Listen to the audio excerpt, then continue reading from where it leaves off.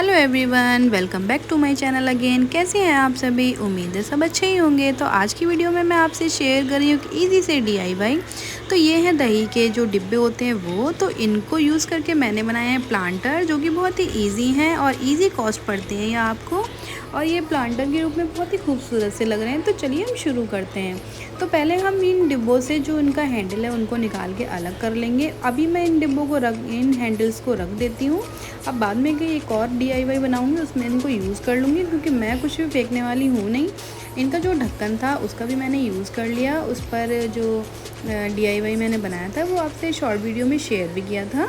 अब देखिए बारी आती है इन पर कलर करने की। तो कलर करने के लिए मैं हमेशा इमल्शन पेंट का ही सजेशन दूंगी।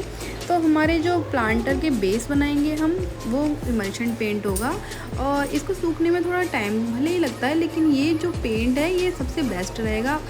डिटेलिंग करने के लिए हम एक्रेलिक कलर का यूज़ करेंगे।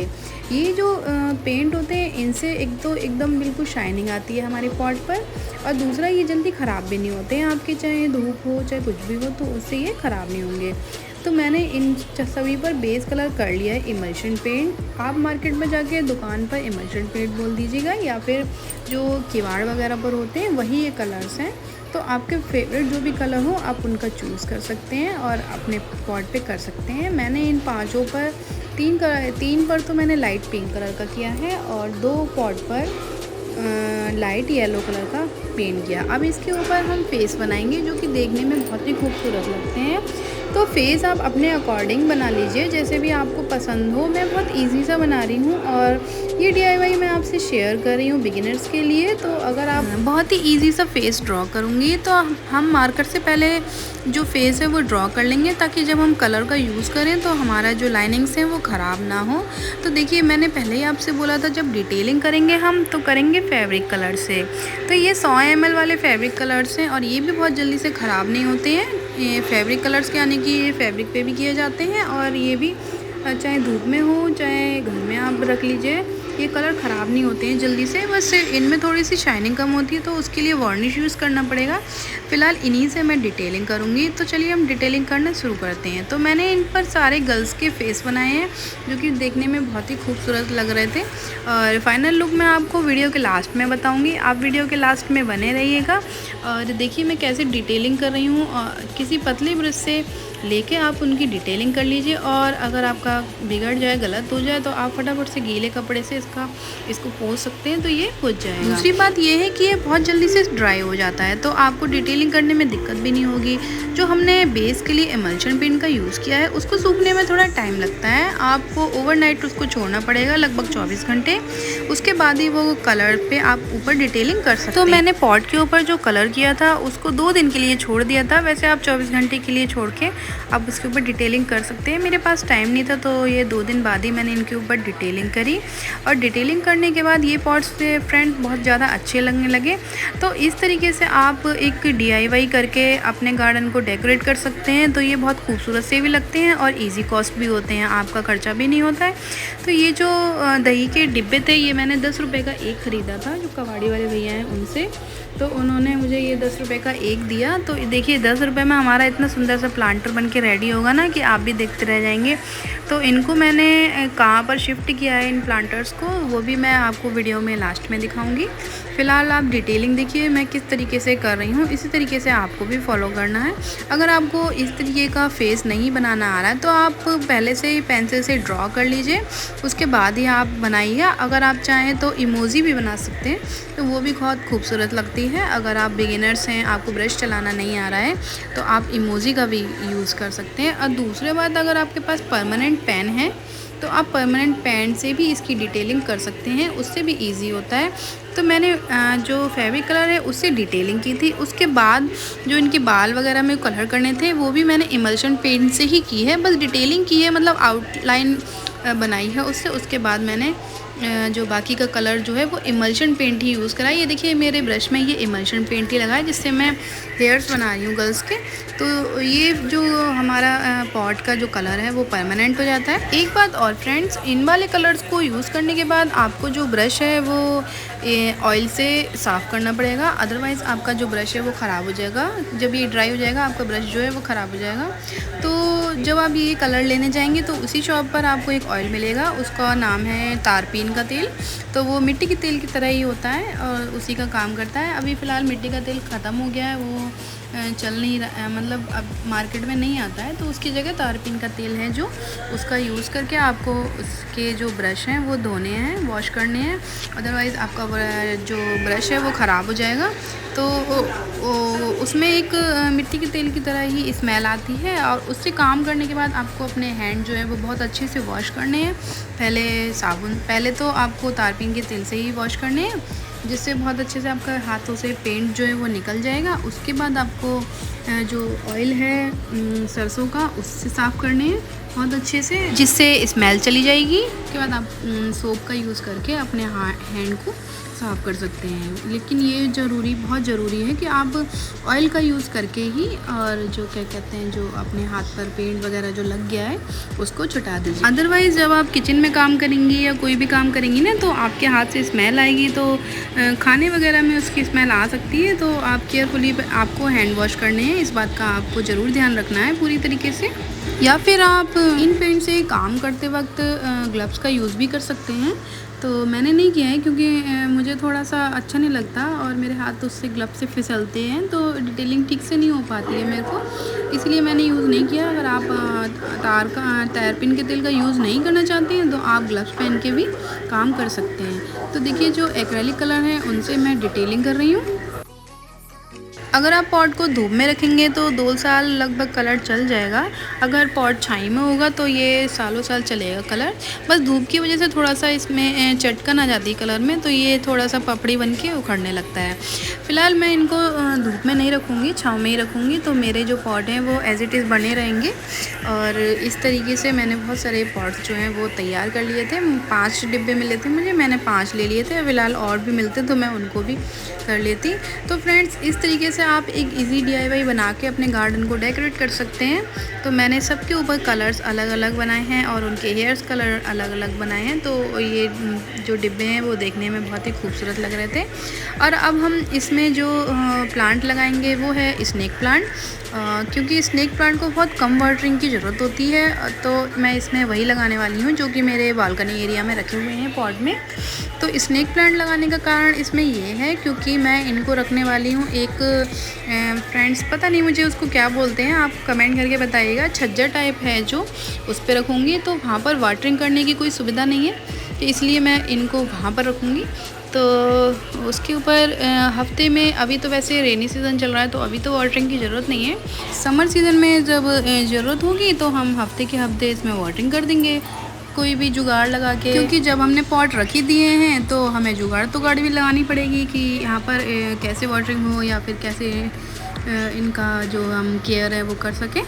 फ़िलहाल ये प्लांट है वो एयर प्योरीफाई प्लांट है और कई हफ्तों तक अगर आप इसमें वाटरिंग नहीं करते हैं उसके बाद भी ये सर्वाइव कर जाता है। तो इसीलिए मैंने इन्हीं प्लांट को चुना है। बाकी आप इसमें अगर आप इन पॉट्स को रख रहे हैं तो आप इसमें कुछ हैंगिंग वाला प्लांट भी लगा सकते हैं, वो भी देखने में बहुत ही खूबसूरत लगेगा। तो देखिए फ्रेंड्स, अब हमारे सारे पॉट रेडी हैं और आप कमेंट करके ज़रूर बताइएगा कि आपको कैसे लग रहे हैं।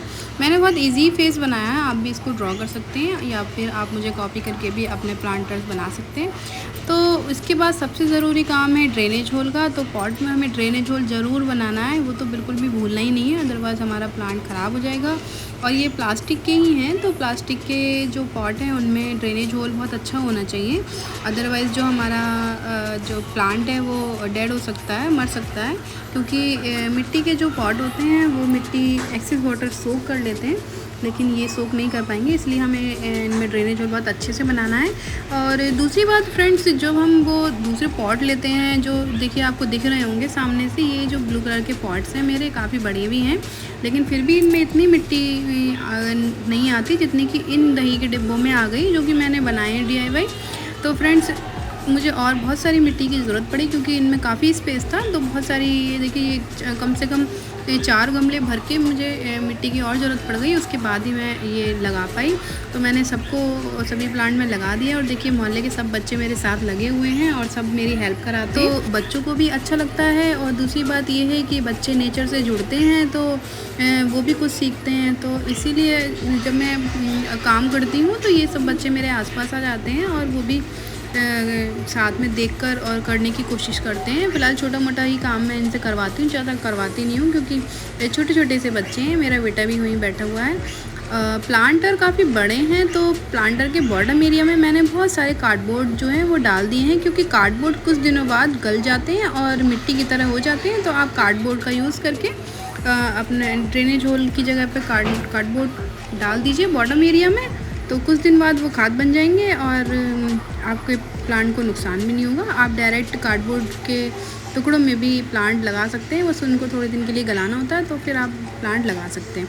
तो देखिए जो भी आपको सामने मेरी बालकनी में जो भी दिख रहे थे स्नेक प्लांट, उन सबको मैंने अपने पॉट्स में शिफ्ट कर दिया है एक एक करके। तो ये बहुत ही खूबसूरत लग रहे थे और ये बच्चे जो है ना वो कार्डबोर्ड के टुकड़े ही तोड़ रहे थे और एक दूसरे से कंपटीशन कर रहे थे कि किसके प्लांटर में ज़्यादा कार्डबोर्ड इकट्ठे हो गए हैं।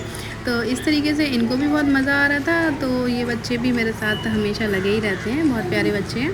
तो देखिए उसके बाद मैंने जितनी भी मिट्टी वगैरह थी उन सबको हटा के अच्छे से पॉट में प्लांट को लगा दिया है। और ये देखिए मेरे छोटे से हेल्पर हैं और ये बिल्कुल कैमरे के आगे ही आके बैठ गए हैं, कितने खुश हो रहे हैं। तो ये बहुत ही प्यारा क्यूट सा बेबी है, तो वो भी हमारी हेल्प करा रहे हैं, साथ में बैठे हुए खुश हो रहे हैं देखकर। तो फ्रेंड्स नेचर से बच्चों को जोड़ना बहुत ज़रूरी है और इस तरीके से आप ज़बरदस्ती नहीं, मज़े मज़े में बच्चों को नेचर से जोड़ सकते हैं।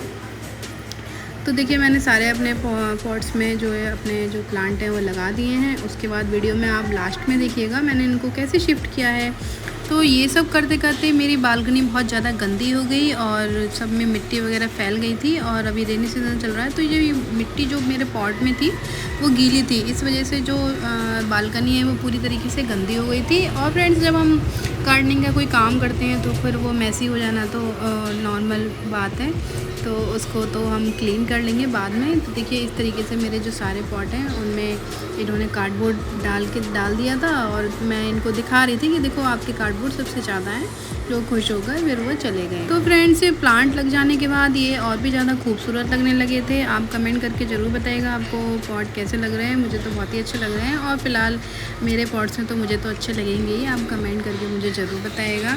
तो देखिए उसके बाद सभी में प्लांट लगाने के बाद मैंने पहले तो झाड़ू से ही साफ़ किया। अपने पॉट्स को भी चारों तरफ से किसी कपड़े से क्लीन करना है, क्योंकि जब हमने इनमें रिपोर्टिंग की थी तो वो जो मिट्टी वगैरह है वो पॉट के चारों तरफ थोड़ी थोड़ी सी लग गई थी, तो उसको भी मैंने क्लीन कर लिया। उसके बाद अपनी बालकनी को पूरी तरीके से क्लीन किया, पोछा वगैरह लगा के। चलिए अब हम इनको क्या करेंगे ना, शिफ्ट करेंगे। तो शिफ्ट करने के लिए मुझे सीढ़ी चाहिए थी, तो मैंने अपने पड़ोस से सीढ़ी लेकर और उसको अपनी जो जहाँ पे मुझे इनको रखना था वहाँ पर मैंने उस सीढ़ी को लगाया और उसको क्लीन किया उस एरिया को। उसके बाद अपने ये जितने भी पॉट्स हैं उनको वहाँ पर शिफ्ट किया है। और ये काम तो बहुत रिस्की था, अगर सीढ़ी वगैरह फिसल जाती ना तो मेरे तो हाथ पैर ही टूट जाने थे, लेकिन कोई बात नहीं, रिस्क नहीं लिया लाइफ में तो कैसे काम चलेगा।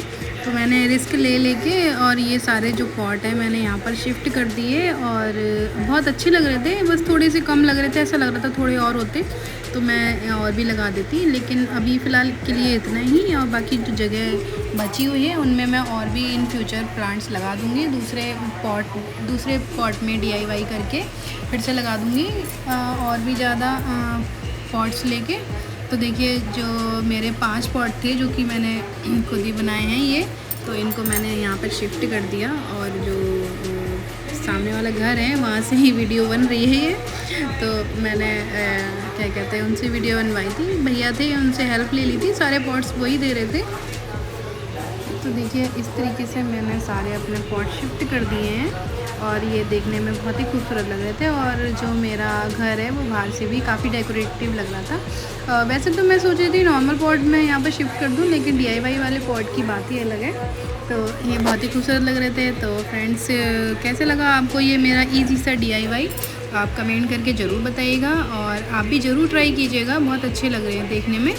तो मुझे कमेंट करके आप बताइएगा, और DIY अच्छा लगा हो तो लाइक एंड शेयर कर दीजिएगा वीडियो को। और जो भी जानकारी आपको चाहिए हो वो आप कमेंट करके मुझसे पूछेगा, मैं आपको जवाब ज़रूर दूँगी। तो फ़िलहाल के लिए इतना ही। चलिए मिलते हैं अगली वीडियो में एक और नए DIY के साथ। तब तक के लिए goodbye, happy gardening and thank you for watching. Bye bye.